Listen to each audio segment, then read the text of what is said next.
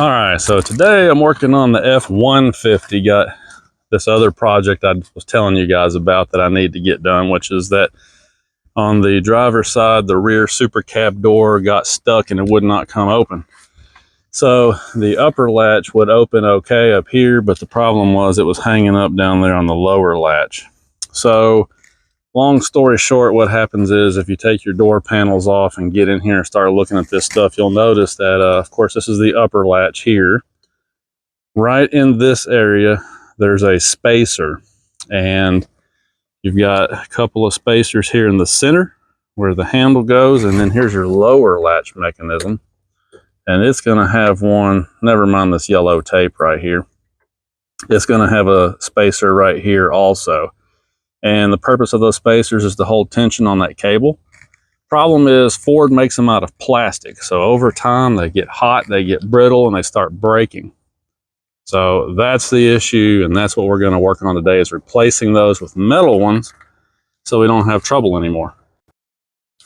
So the fix for this problem is a set of these guys right here. So these pieces are shaped the same way the factory ones are shaped. It's just that they're not made out of plastic. I believe these are aluminum.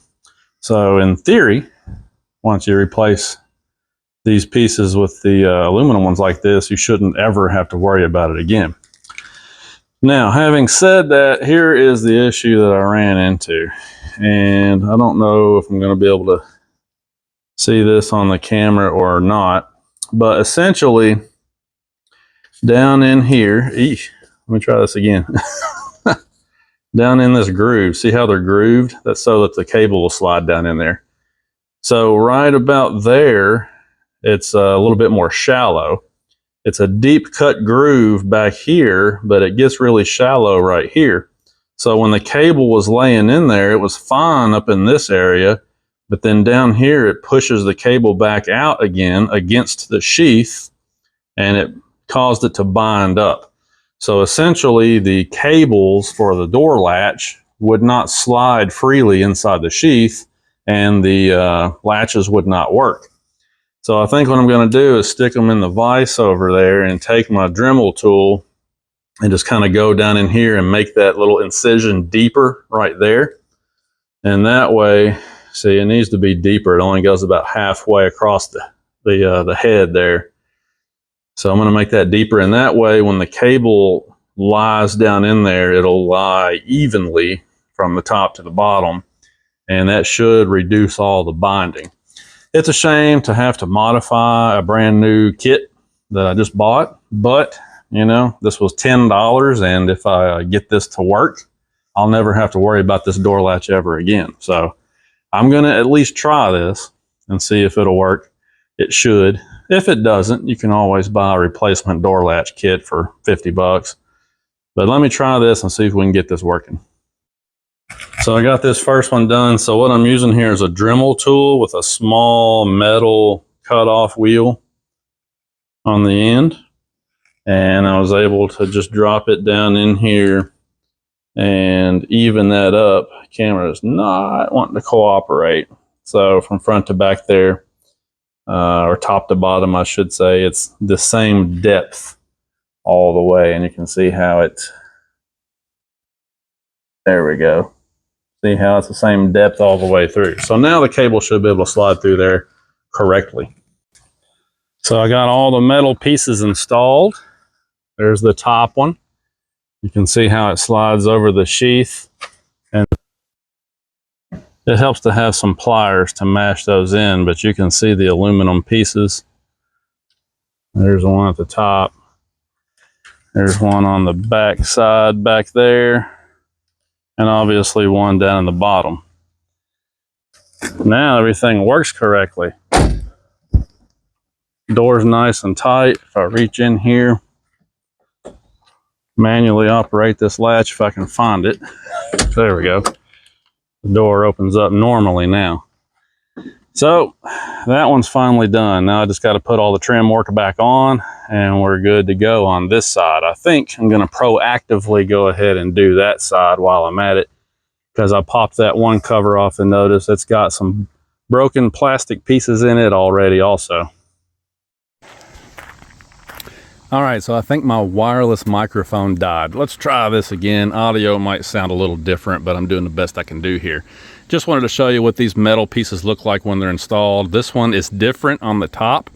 When you get your kit, you'll notice that on each side you have 3 big ones and 1 little one. The little one goes in the top. You slide it on and pop it up in there and turn it.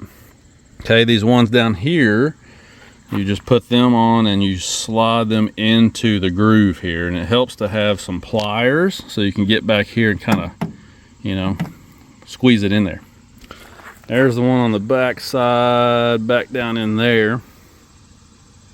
And then of course the one that's down here, you can't see it.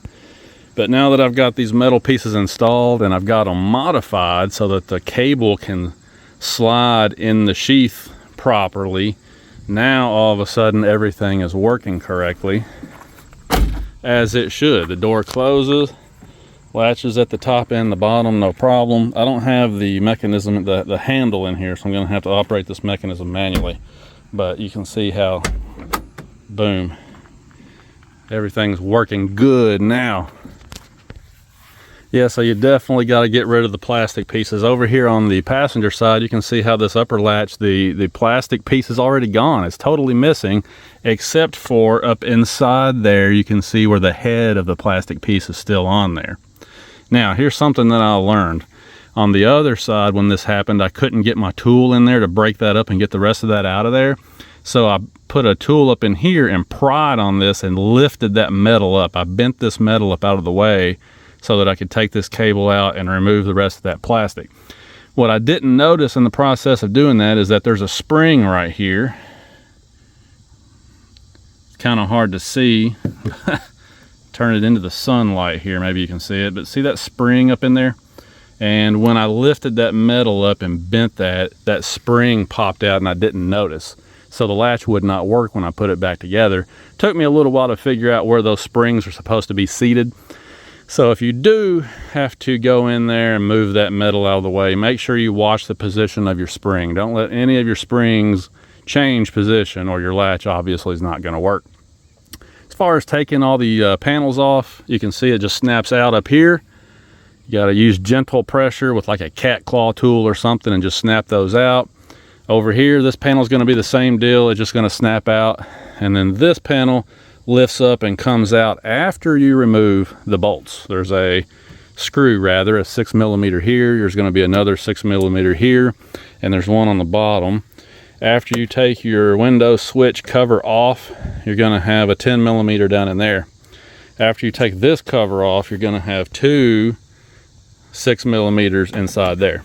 So 1, 2, 3, 4, 5, 6mm, and 1 10mm, and then this whole cover goes up and out.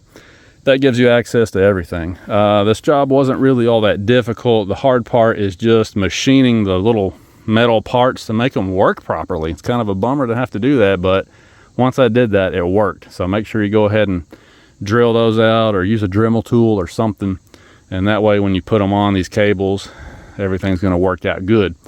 So I'm going to go ahead and button this up. I'm going to go ahead and proactively do this side since this plastic's already missing. Don't want to have to take this all apart and do it over again later. While I've got the truck, you know, here and working on this, I'm going to go ahead and do this side. The kit comes with the metal pieces for both sides. So I'm going to go ahead and get that done. And then that's one more project that'll be done on this old F-150. I hate these Supercab trucks for this reason. You know, there's no B-pillar here, so you can't have a traditional door back here like on a Chevy or a Ram. You know, Ford, for some reason, always loved these suicide doors. I don't understand it, but they're a pain in the rear end for this very reason. But, oh well, it is what it is. Teenage boy, it's going to make him a great truck. Just got a lot of upkeep and maintenance to do. Got a whole stack of interior parts here. So anyway, running out of daylight, so I'm going to get back to it and try to get this wrapped up. Hopefully this is helpful to somebody. I got these pieces on Amazon. You can find all kinds of different brands of them, but the metal ones are what you want. You can buy all new latches that comes with the whole kit, cables and all, but I'm pretty sure they're going to give you plastic pieces all over again. So in my opinion, it's better to just get the metal pieces, retrofit them, use your existing latches, and then you'll never have to worry about it again. All right. Thanks for watching, guys. We'll talk to you later.